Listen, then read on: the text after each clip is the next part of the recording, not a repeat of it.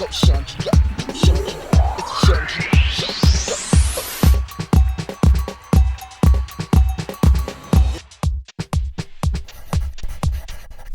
Our next guest is a Hollywood actress, producer, and multimedia entrepreneur with an incredible list of accomplishments and credits to her name. As she continues to walk proudly doing her life's work, she and I discuss amazing ways to live a life you love. Namaste everyone, my name is Preity Upala, Miss India International and global entrepreneur and Hollywood personality. I'm here at the Chundria Show. I'm so excited to be here. What advice do you have for someone who is seeking amazing ways to live a life they love? How do we get closer to our dreams? I'm a huge advocate of meditation and being introspective, being true to yourself, listening to your body and your mind. So it all starts with who are you, why are you here, what do you want? I think those are the eternal questions that we all should ask ourselves, and very few of us do. So, and whatever answers come up, you have to honor them. And that's when you start beginning to be honest with living an authentic life, and you're really on the path to your destiny. And that's where all the happiness and contentment lies anyway. And also that's when you'll truly be successful, because now you're doing something that you love to do and you want to do. So the first step is find out what you're about and who you are, and then have the strength and courage to go at it alone if need be. Have the patience, because all of these things take time, as we know, especially Hollywood. And just enjoy the journey. I would say the most important thing is, if you're not having fun, it shows and it affects everything, because everything is energy, and we put out this energy when you're trying to pursue a goal, and people can see it, like the world just kind of can sniff it. So enjoy yourself. That is so important. Now, you have a background, as you said, as a former investment banker. What inspired your interest in film? How did you jump from the next to the next industry? It's an interesting question. I worked in banking and IT and sort of management consulting, but I was always passionate about film. And I'm creative and I'm artistic. I had a sort of a spiritual awakening several years ago when I was in the corporate sector, and that led me to introspect and look within to find out what my purpose really is in this life. And when I started doing that, I realized that I should be on the global stage, I should be doing something more creative with my life and use my skills to benefit people in a bigger way, and the banking just wasn't going to cut it. So it all sort of came naturally, and when I had these feelings that there was something else out there, I thought, you know what, Hollywood is the best platform for me, and I had the courage to sort of plunge in, because it's a very scary place and you don't know how things are going to work out. And I left everything behind. I left my job and moved to Los Angeles from Sydney, Australia. I bought a one-way ticket, and I just came with nothing but a little suitcase and a your vision. heart full of conviction, and that's what brings me here today. So if you honor yourself, I think it all works out. But that's the scariest bit. So yeah. Out there whose dreams include different ideas, how do you personally manage multiple interests in endeavors? That's a great question.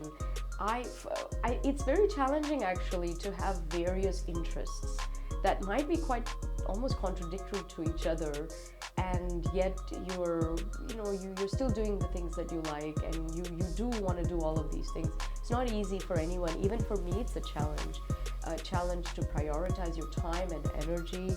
And I think you have to ask yourself what's most important, because sometimes you have one big goal or endeavor, let's say one big project, and you've got 5 other little projects that you're doing. You should never make one of the little ones on the top. Don't do that, because then you'll get that, but the big stuff hasn't happened. So I think prioritizing yourself, your goals, activities are important, and that comes back to what are you really about, what's most important. My advice is I like exciting, colorful life with a lot of variety. That's me. I like to spice it up. Not everyone is like that, but don't be afraid to do things that are very different from each other, and don't be afraid to do more than one activity. Just make sure that you can, prioritize properly and give each thing the time that it needs. Thank you for your time today. Thank you. If anyone is interested in booking you for speaking engagements or following your speaking career, how do they do that? Oh, this is amazing. This is one of my passions in life. I am very privileged to have spoken at some great international platforms all around the world. And I write, my first book is coming out this year. I have my own radio show. It's called The Eternal Hour, and you can find it on iHeartRadio. But I also have my own show called The Preity Experience, and you can find that on YouTube. Check out my YouTube channel, The Preity Experience, and just reach out at the end of the video so you can directly contact me. But please get in touch. I'm so excited, and this is my passion, reaching out to people and sharing wisdom and also learning from them too. And traveling gives you opportunity to interact with different cultures and faiths, and we end up seeing similarities rather than differences. So it's all about the oneness and beauty of life anyway. So I'm so excited.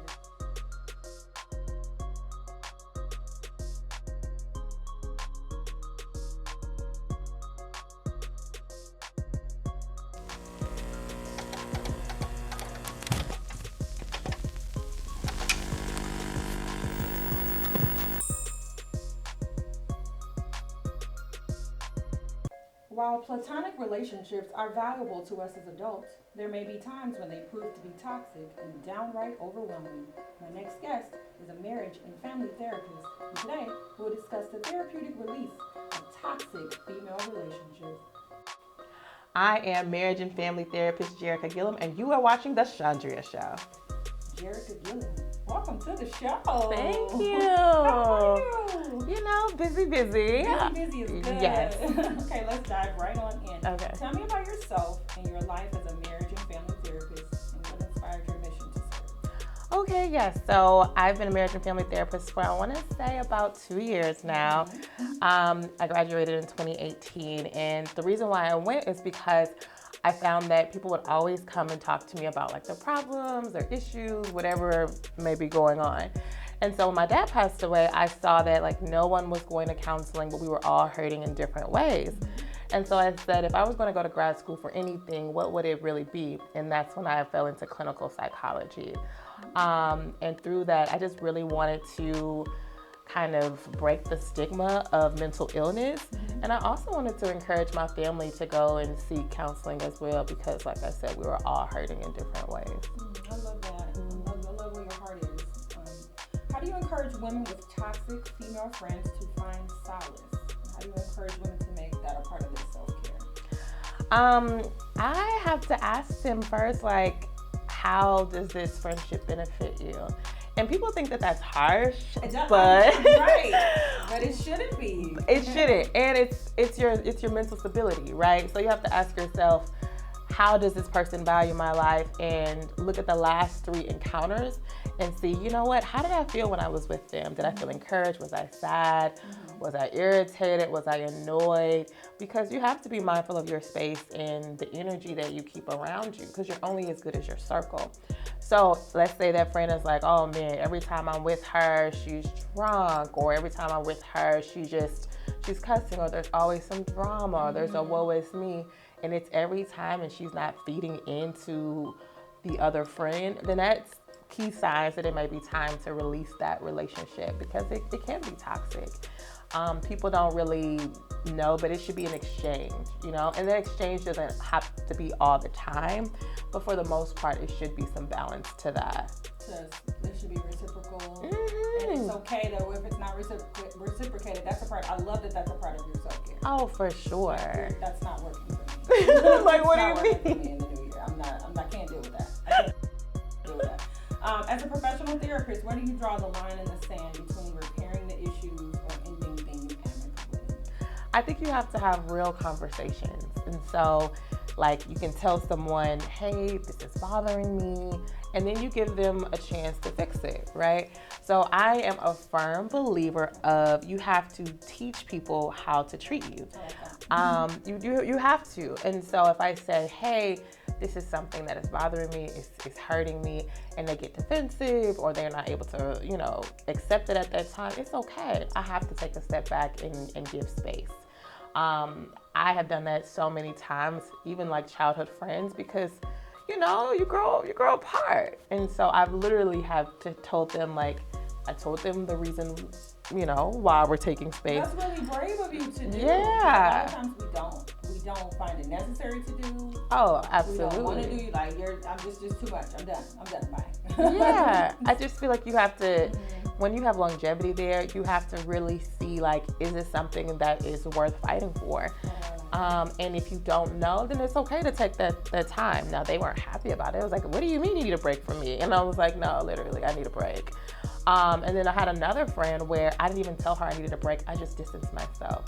So she knew the reason why I was distancing myself, just due to her actions and the things that she said. But I just didn't go to any of the events, and I didn't invite her to any events. And then after time, she realized, what I said wasn't right. Okay. She talked to a few people like, man, I haven't been talking to Gerreka. Like, she's been MIA. And so she had the opportunity to do some self-reflection on her own. And through that, she was like, you know what, I talked to a few people, the way I treated you wasn't right. Then I just want to apologize. And I was like, oh. You got an apology out of it. Yeah. But that was enough, but it wasn't enough to, like, let's go back to being friends. It was, but it was a process. Okay. It wasn't something that I just jumped right into. Again, I never said, hey, we're not friends anymore. I just distanced myself. I think that saying, oh, we're not friends anymore, sometimes it's kind of harsh. But if you distance yourself and you allow that person a chance to, like, really reflect on their behavior. And when I say reflect, you still have to tell them what made you upset, right? I don't like it when people are like, I was mad at you, and then you're like, but I didn't know what I did wrong. What did I do wrong? So I do think it's important and it's tough to have that conversation, but have that conversation. Yeah.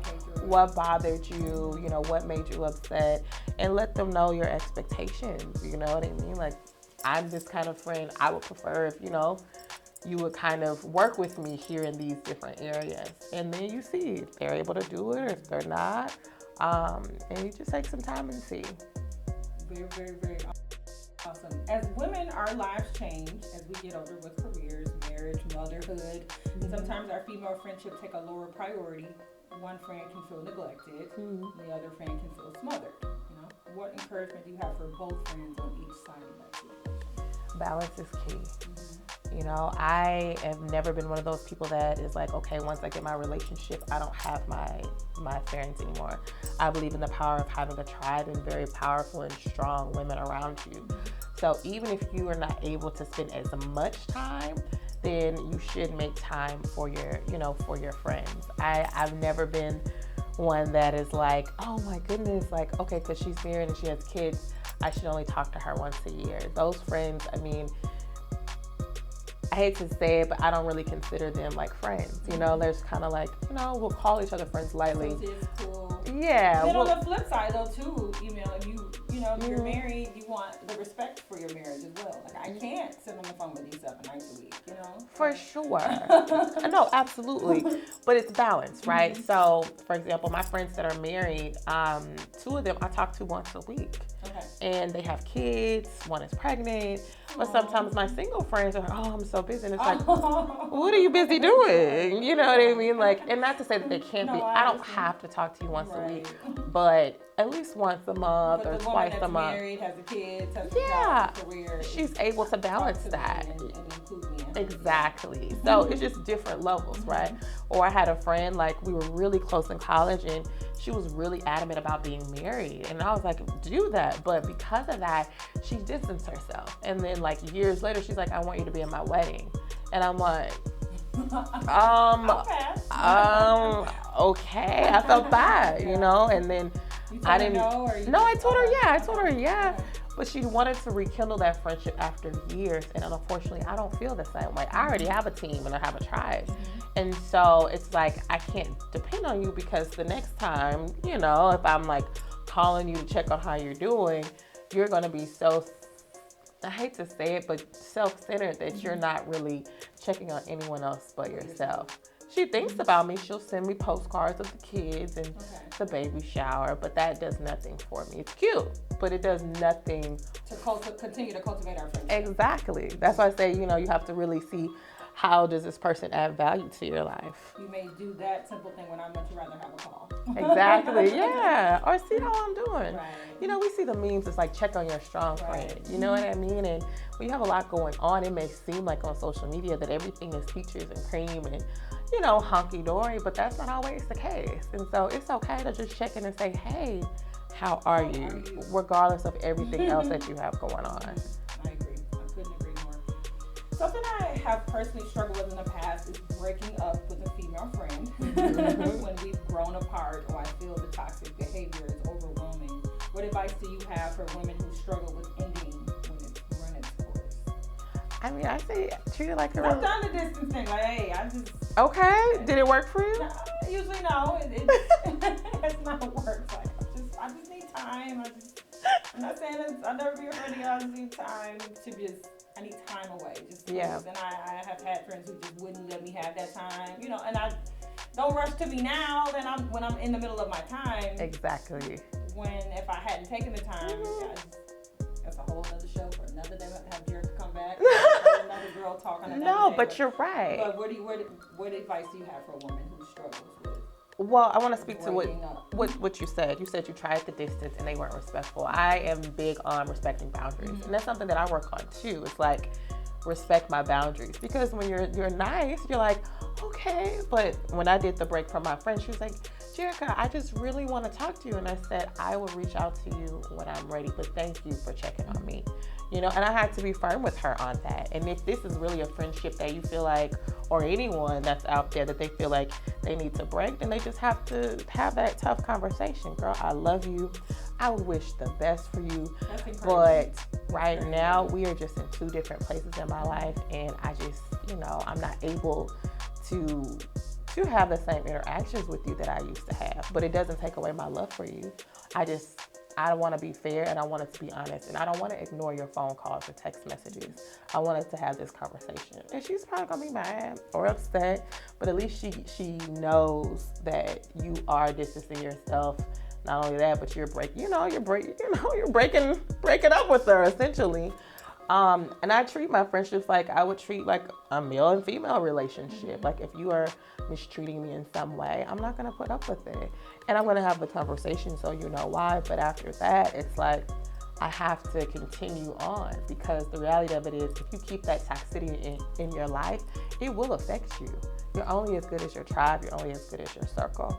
Well, you are an incredible communicator, so I think since communication is your strength, you know, I hope that the tips that you gave today will empower and inspire women, because I know this is a very common issue. Oh, for sure. Women. So I just hope that, and I'm hopeful that this conversation will inspire women out there to put themselves first, make this a form of self-care, and protect your break, peace. even if you have to. Maybe the friendship isn't over, but to take a good break from the drama, the toxicity, all that. Take just all. Yes. Well, anyway, I want to thank you so much for your time today. Of If anybody is course. interested in booking you for speaking engagements or for your services, how do they get in contact with you? Okay, yes. So you can definitely email me at Gerreka, GERREKA, @gmail.com. Follow my therapy page, My Therapist is Dope. It is spelled exactly how it is said. And that's how you can reach out to me. So let me know, guys, if you need my services, and I'll be more than happy to work with you. Fantastic.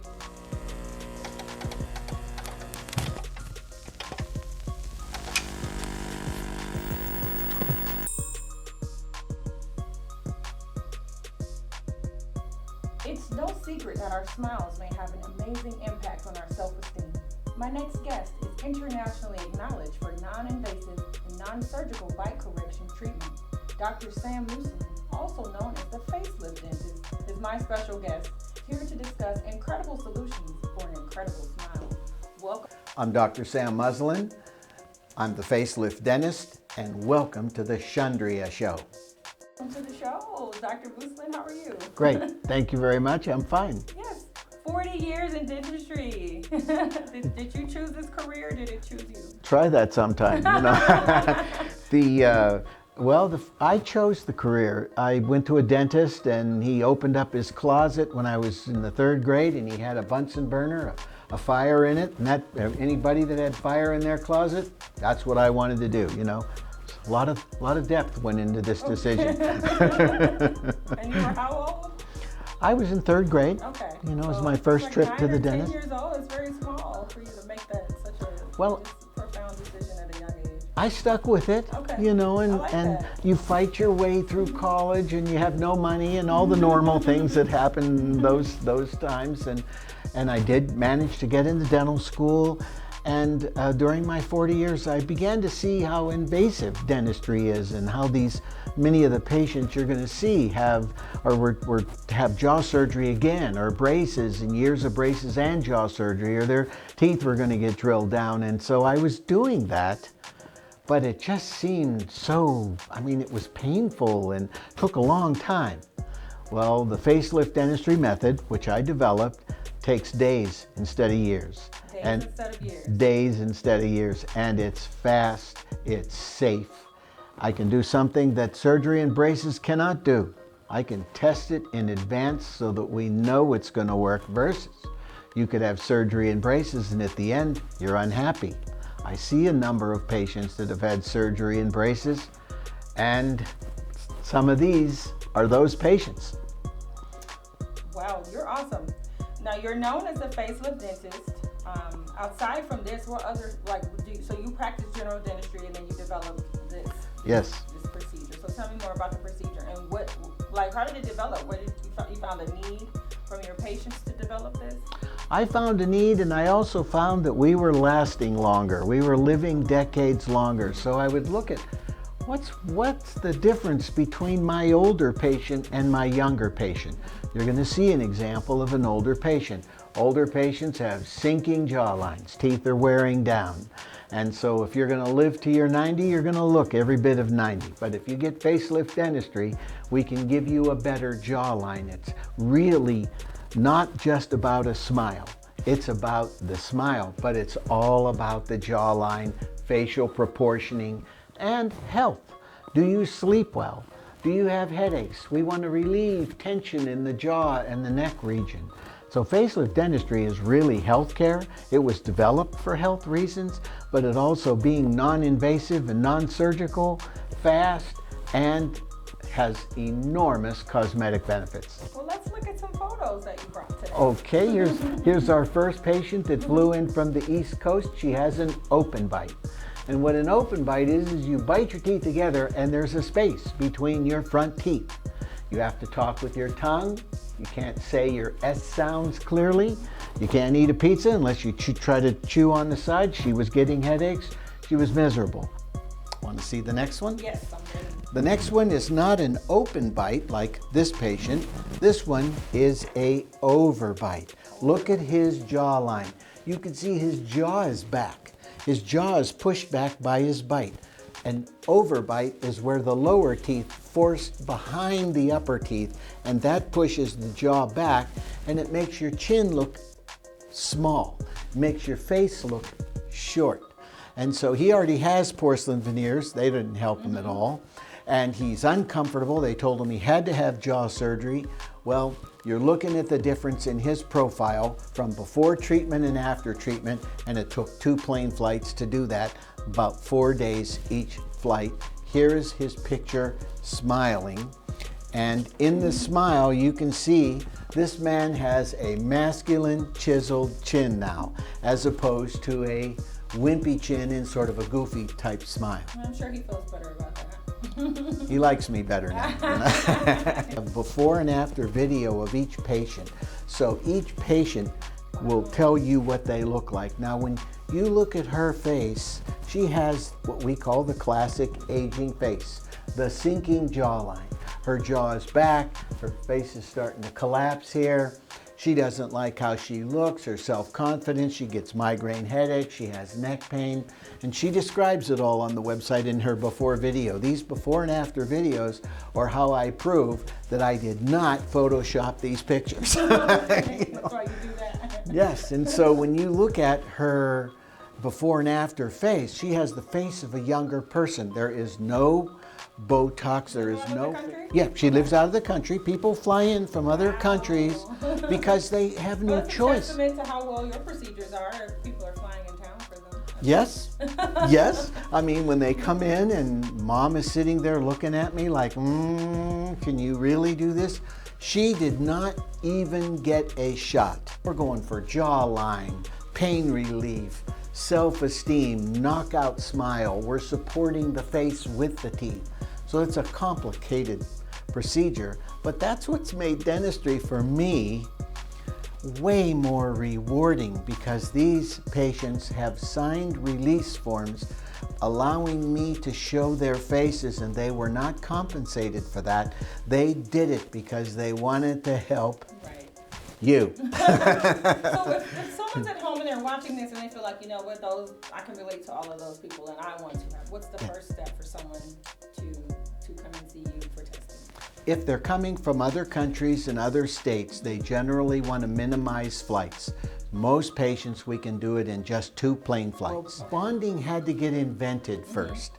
And once bonding got invented, now keep in mind, my school, we were doing bonding before it was marketed to the dentists. So I was already understanding what worked and what didn't work and what you had to do, and you changed this and you did that.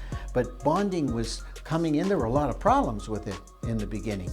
And so 40 years ago I was bonding, but we didn't have the porcelain. We didn't really have all of this wasn't until this new porcelain was invented, let's say roughly 20 years ago, that it was stronger and it was harder, and we could do more to it to make it look really real.